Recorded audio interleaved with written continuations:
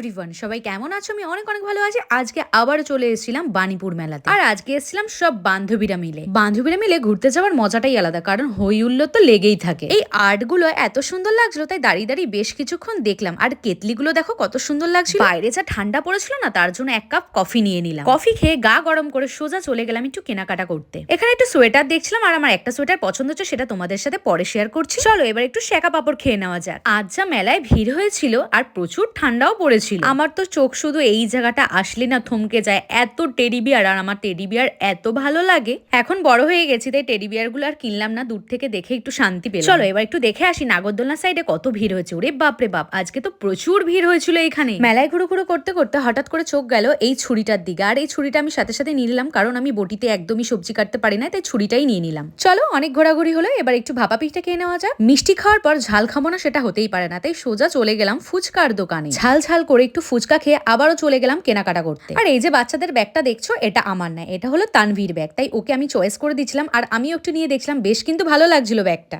মেলাতে ঢোকার সময় প্রথমেই চোখে পড়েছিল পাটের পুতুল, তাই সোজা চলে গেলাম আবার পাটের পুতুল কিনতে। পাপড় ভাজা জিলেপি নিয়ে সোজা বাড়ি চলে আসলাম। আর দেখো এই কোটটা কিনেছিলাম আমি, কেমন লাগছে অবশ্যই জানিও। আজকের মতন বাই।